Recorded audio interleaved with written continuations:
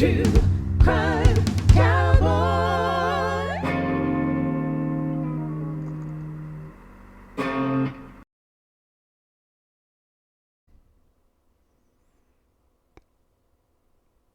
Yeah, hello people. Happy Tuesday.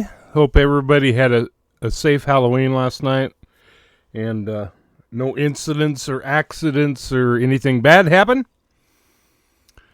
I want to first start off by thanking Dana, a.k.a. Butterfly McCoy, for coming up with the suggestion for a video intro. She did the singing for it, and I really appreciate it. And also, too, if you haven't checked out her channel, she's got some really good songs on there. She's an excellent singer, much better than me, and she's got some really good music on there. And so check out her channel. All right, and she's also the one that's going to be coordinating the concert for Kylie next June. So we're hoping for a good turnout for that, and a bunch of us getting to meet each other and just, celebrating and honoring Kylie and just having a good time and getting to know each other and all that good stuff. And we're going to planning on having like potlucks, picnics. Those that want to camp can go camping, which I'm going to be one of those because I love camping. So anyway, let me start off by saying I did lose 15 subscribers yesterday with my video, which actually just goes to prove my point that there are many people who would rather believe a lie than to believe the truth. So that's 15 people that would rather deceive themselves and don't want to hear the truth. They would rather believe in some bunch of hogwash than to believe what is true and what is right. So, and I actually feel sorry for them because, to me, if you can't accept truth, you've got a real problem. You have a major problem. And you're going to be one of those that's very easily deceived because you'll believe any line of crap that people talk about. But anyway, so be it. Like I said, I'm not here to build a channel anyway. I'm here to give information out. I'm here to help people. Those that want help, I'm here for you. Those that don't want help, whatever. I'm not going to force anybody into anything or try to talk anybody into anything. You can either accept what I say or not accept what I say. I try to be as truthful and honest as I can, and that's just the way it is. All right, this morning, what I want to do is go over an article that I found that I think is pretty good. It's from Psychology Today, which I don't always agree with some of the things they say, but this particular article is pretty good. And it's called 11 Tips for Staying Safe. Do you really know how to stay safe? And hopefully this will give you some ideas, maybe some things that, when you think of staying safe that you really, haven't really thought about, or maybe you have thought about them, but you just haven't, put it in a concrete form. But anyway, that's what I want to go over today. Is this article, because it's got some really good information in it. All right, so it starts out, it says, staying safe is not about paranoia or about worrying that a dangerous person could come into your life at any moment. It's also not about memorization and trying to teach yourself everything from how to escape being locked in the trunk of a car to how to react if someone sticks a knife to your throat. All right, it says, and finally, it's not about giving up and throwing caution to the wind because you think that safety comes at too high an emotional and physical cost. You really can be safer, and so can your loved ones. All it takes is using your head rather than your gut. I don't know if I agree with that. Sometimes your gut's the best thing you can go with. Here are 11 ways to be safer everywhere you go and still manage to live a complete, fulfilling, and carefree life in the process. All right, first point.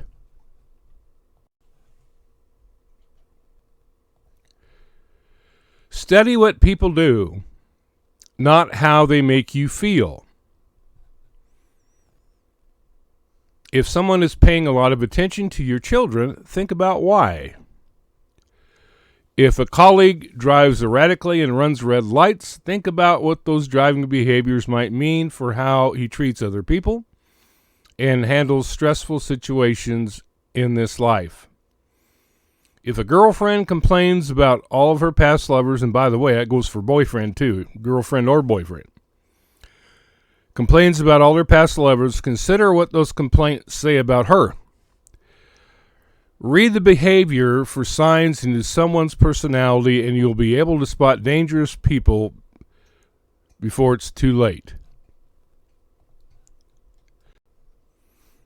Yeah, here's the thing, and I learned this by personal experience a long time ago. If you got somebody that's complaining about everyone they've ever dated, oh, the problem might just be with them. Huh? I mean, come on. Let's say you person's dated 20 people, and they got a problem with every one of them. Red flag.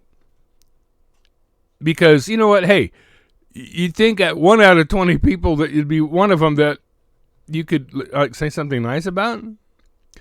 So you got somebody that's complaining, and I've dated girls like that. They just, all they do is complain about, it's like, okay, so if I start going out with this girl, I'm probably going to be the next in line that she's going to tell her next boyfriend about. So no matter what, because some, okay, comb. Yeah, now I forgot what I was going to say.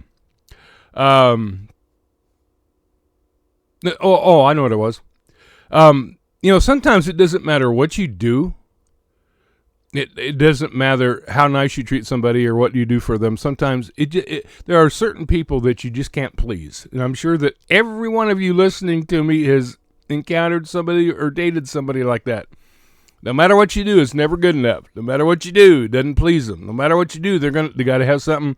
And some people are just not happy unless they're griping about something. And I'm sure all of you know people like that as well. So sometimes it's not the person that they dated, it's the person speaking. They're the ones with the problem. All right? I'm sure that probably most of you, if not all of you, can say, yep, I know somebody just like that. All right, number 2. When you are in over your head, consult someone who isn't. Every field is full of people who are highly trained, experienced, and talented. Consult them before making any decision, especially when you are out of your comfort zone. And I have found this to be true, that sometimes, it's a lot harder to make a decision when you are emotionally involved and personally involved in something. Sometimes it's just really good, even if it's just a friend. I mean, sometimes it's good to ask somebody who's outside the situation, who's not emotionally invested, and who has an objective view of the situation, and ask them, what do you think? But at the same time, you have to be willing to listen and not just because there are some people that they keep searching out someone until they find someone that agrees with them. You know what I mean? Don't do that. If they have a different view from you, listen to what they have to say. All right? Don't just write it off because they're not saying what you want to hear. That's the worst thing that we can do. It's the most dangerous thing we can do is trying to find somebody, digging until we find somebody that agrees with us. No, what we have to do is we have to listen to what they have to say, someone outside the situation that can look at it objectively, that is when you can get help. That's when you can get, a good advice. Don't ask somebody who's emotionally involved with along with you, who's going to tickle your ears and say what you want to hear. Be willing to accept what somebody has to say with a different viewpoint, because a lot of times they can shed a lot of light on your situation that you wouldn't have thought of yourself. All right. Number 3, think long term. We tend to make regretful decisions when we are being impulsive. Boy, ain't that the truth. I'm guilty of that as well. Don't just think about how a decision will affect you right now. Also think about the possible ramifications a week, a month, or a year, or even longer, year down the road, and think about the ramifications for your loved ones too. All right, and this is something that is a little bit easier for us who are older to do, because we have enough life experience to know what roads not to go down. But yeah, I tried that before and that didn't work.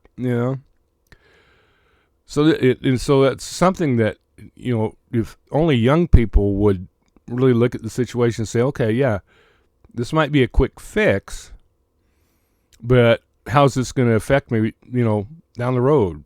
Like say the person's 20 years old. How's this going to affect me when I'm 30, 40, 50, and beyond? How is it going to affect the rest of my life? But even for us older folk, it's the same thing. Are we looking for a quick fix, or are we looking for a long-term solution? All right, number 4, consider the risk. Are you taking on a potentially lethal risk in exchange for saving a little bit of time or money? For instance, are you about to run a red light so you can get to work more quickly? Or are you thinking of letting your elementary school-age child walk to school alone for the same reason? Or have you neglected to maintain your car so you can save some money? If you are taking on the risk of death in exchange for the benefit of saving money or time, slow down and reconsider if what you are about to do is really worth it. For instance, will you be able to live with yourself if your child got hit by a car, or worse yet, got kidnapped while alone and only blocks from home so you could get to work a little earlier? All right, and I know I've had comments on some of my other videos from parents who have told me they never let their kids wait for the bus alone, even though they only live a few houses down from the bus stop. And I truly respect having that kind of concern and care for your child. Because the way things are nowadays, you never know. You never know. All right, number 5.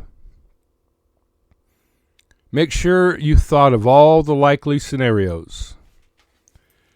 Many people worry about serial killers, but serial killers are very rare. Few people consider the very common and very real dangers that they willingly embrace every day. What are you doing to minimize your risk of being in a car accident? Do you know if your children go to play dates in homes where guns are not properly stored and kept out of reach? Do you regularly accept rides from friends who take prescription medications that could interfere with their ability to drive? All right. I remember stopping a guy one time. He was probably like in his late 50s or 60s. And he was all over the road. I thought and this is like in the morning. This is like 10 or 11 o'clock in the morning. And this guy's just like all over the road. And I'm like, man, this dude must be an alcoholic. He's that drunk this time of day. And I stopped him and asked him how much he had to drink. And he says, I don't even drink. Well, it turned out, it's been so long ago, I don't remember what the medication was, but he was on a medication that was obviously affecting his ability to drive. And he could have killed himself and others. I mean, he was like way over the center line. on the road and back, almost against the curb and then back over the center line. I mean, this guy was horrible. But that just shows you that there's certain medications that, say don't operate machinery. Hey, I'm going to get high on this medication and go work on a hay baler. Yeah. But be careful. If you got somebody that the driving may be impaired, I mean, there's a possibility that you could get in an accident if you're riding with that person. Just something to think about. All right, excuse me. Number 6, screen the people who are closest to you. Most people worry more about strangers than they worry about close friends, family, and loved ones. Yet the people closest to you have more opportunity to hurt you than people who aren't as close. It's the people who are closest to you who have access to the key to your home, your computer passwords, and your deepest, most sensitive secrets. And one thing I found a long time ago, sometimes it's the people who you do the most for, who you help the most and you are the kindest to, are the quickest to turn on you. Some of you maybe experienced that yourself. I've experienced it more than once. People that, I've bought groceries for, people that I've helped out financially, people that I've done the most for, all of a sudden just turn on you. I don't quite understand it. I don't now know how they can do that, but it does happen. All right. Number 7, always minimize the risk whenever possible. Before making any decision, ask yourself, have I done all I can to protect myself? Is there anything else I could do to reduce risk and prevent future hardship? Do I have all the information I need to make this decision? All right, and this is kind of a simplistic kind of thing to really say, but oftentimes when I've had trouble making a decision, I'll take a sheet of paper, I'll take like one of those notepads, those big, 8 and 11 notepads, and draw a line down the middle. And on one side of it, I'll put the pros, and on the other side, I'll put the cons. And I try to be honest about it. It's pretty easy for us to list the pros, especially if it's something that we really want to do. But a lot of times it's not quite so easy for us to come up with the cons. But we need to be honest with ourselves. When making a decision, we need to look at both sides of the issue. All right. Number 8. And this might not apply to a lot of us because, like, my mother passed away 2 years ago, but it says, listen to your mother. Most of what we need to do to be safe in our homes and in our cars is straightforward, easy, cheap, well-known, and requires little to no time to put into effect. Yet many people ignore these safety practices because they have a false sense of security. Lock your doors and windows. Don't text and drive. Vary your routine. And that is very important, people.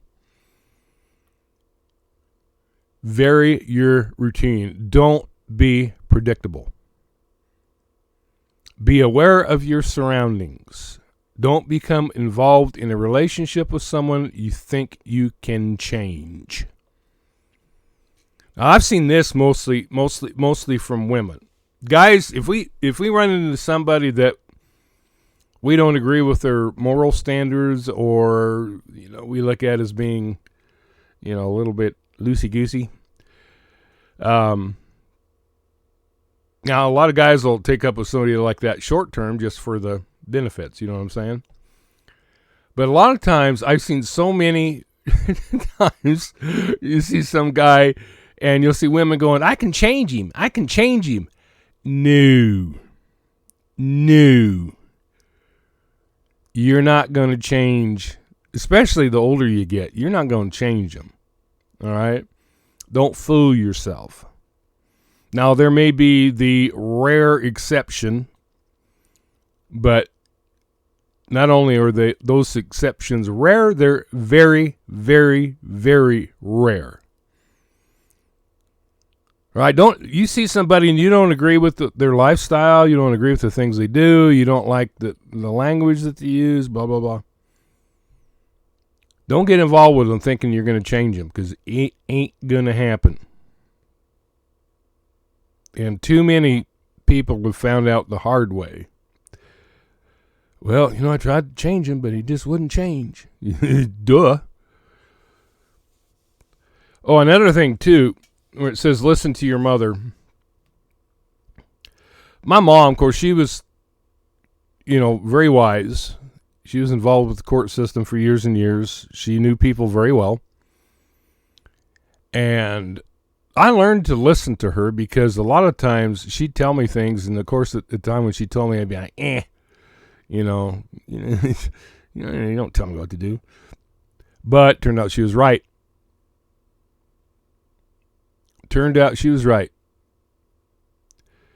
Mothers have they're very intuitive. They have great insight and wisdom when it comes to their kids. And of course, mothers go into that protective mode. They're always in protective mode. At least most of them, the ones that care about their kids anyway. There are some exceptions, as we have learned. Won't mention any names, Lindsay.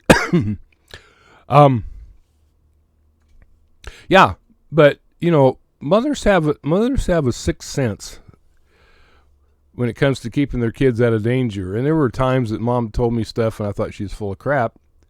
It turned out she was right. Friends too. Sometimes close friends can, from being outside the situation, can look and see things that you don't see being involved, right? It pays to listen to people. Even if you don't agree with them, it still pays to listen sometimes. All right, number 9. Only drink with people you trust. Alcohol lowers your inhibitions in reaction time. It also interferes with your ability to make decisions and to read people. It's the last thing you want in your system if a dangerous person is attempting to take advantage of you. The same is true for drugs, both legal and illegal. All right, that's true. Although I have to say, I was one of those guys that when I used to go bar hopping back in my younger days, you know how they always say the more alcohol you have, the better looking the other person gets? Didn't work that way with me. If someone was ugly when I went in the bar, they were still ugly when I left. So, yeah, and I but alcohol does, loosen you up.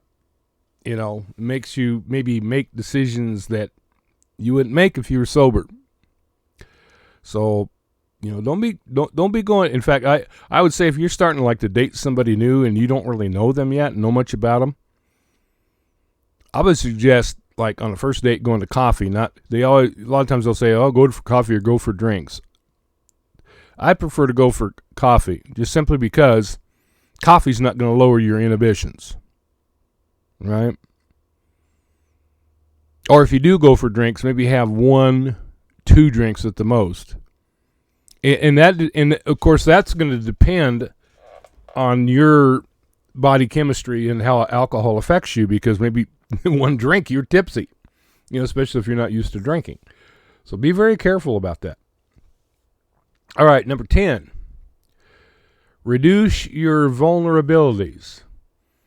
Dangerous people prey on people who are weak, lonely, sad, insecure, scared, and alone. If someone waltzes into your life during one of your hardest and lowest moments and seems to be the answer to all of your prayers, consider whether this person just might be too good to be true. All right, and I have known situations And, and I understand. Look, I'm by myself. It's just me and my pooch. I'm not complaining, but I'm just saying. I know what it's like to, be alone, to not have anybody to talk to. Although I do have people to talk to, but I've been, where I've lived, in other states or wherever where I was by myself. And it does get lonely, and you do want, to have somebody at least to go do something with, and, I don't like going places by myself all that much, honestly. Although I'm better at it now than I used to be. Now, I don't have any problem going to a restaurant by myself or doing, things by myself, but it's more fun if you have somebody with you and can share it with, you know what I mean? But don't get so desperate that you just automatically, just to have somebody, you know what I mean? Just to have somebody to do something with or to talk to. That's, I think, when you need to be most on guard. When you find yourself feeling vulnerable, when you find yourself feeling lonely, alone, that is when I think you have to be the most cautious. Because you might do things, you might accept people, you might accept situations out of desperation that you wouldn't normally accept. Be very careful. Don't put yourself in harm's way. All right, and finally, the last one, number 11. Consider someone's motives, not your discomfort. Dangerous people can know how to make you feel guilty, overwhelmed, and pressed. For instance, con artists can spin tales that cause you to feel as if you are being overprotective and overly careful. If someone is putting the pressure on you to make a decision and make it ASAP, consider that person's motives. Are they really being genuine, or are they pressing you to do something that truly is not in your best interest? All right, let me just say this. If somebody is pressuring you to make a decision and not letting you do it in your own timing and giving you some leeway to think things over, they don't have your best interest in mind. All they have is their best interest in mind. All right, somebody starts pressing you, you need to make a decision, you need to do this, you need to do that. And by the way, don't ever give ultimatums. Now, I've had women give me ultimatums before, and I'm like, bye-bye, because you're not gonna press me into doing anything. Of course, that's a lot of it just because I'm stubborn. I'm probably the most stubborn person that I know. But the thing is, I don't do it to be obstinate. If I'm not ready to make a decision, I'm not gonna make it, and you should be the same way. And be very honest about that. See, look, if you're gonna keep pressuring me about this, you're out of there. You're not going to pressure me into making a decision before I'm ready to make it. All right, and there are people, especially very controlling people. In fact, I would suggest if you find a person who's very controlling, dump them. You don't need that. Because, especially like if you're feeling lonely, alone, like I was talking about before, you get somebody who is pressuring you and you don't want to lose them. Let me tell you what, if you've got a very controlling person, you're better off losing them, because a few months down the road, you're going to regret being with them. That's bottom line. I've seen it too many times. When I was a cop, I would deal with, domestic situations or boyfriend, girlfriend. Oh, it's still domestic, but and I'd tell them, you need to get away from this guy. Well, I love him so much. I remember there was one lady over in a neighboring town, actually where my sisters live, that they had domestics all the time. They were always fighting over something. Kept telling her, you need to get away from this guy. This guy's going to hurt you. This guy's going to end up killing you. And I remember one night, the guy beat her up really bad. Went over to the hospital, over to the ER, and her face was just bashed, black and blue. I mean, her face was so swollen you couldn't even hardly recognize her. And kept telling her, you need to get away from this guy. This guy is going to end up killing you.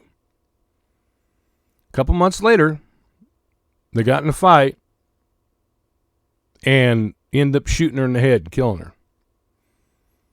Tried to tell her, but it was the same thing. And I've dealt with so many women that are the same way. But I love him. How can you love somebody who beats the crap out of you and beats your face in and swells it up so bad you're unrecognizable?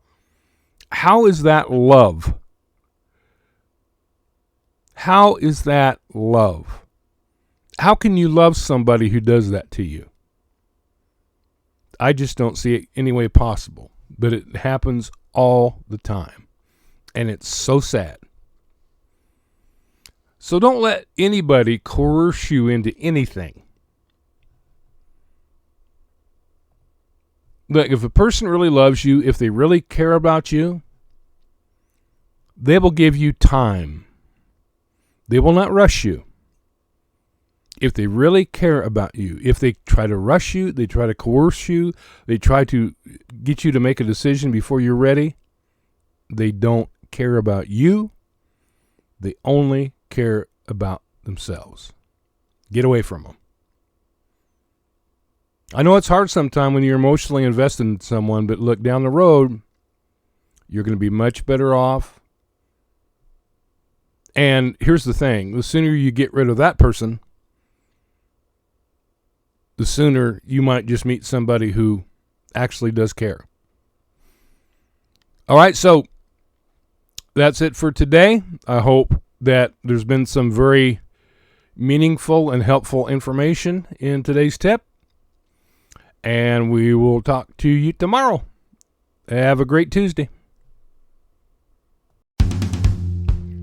True crime cowboy. True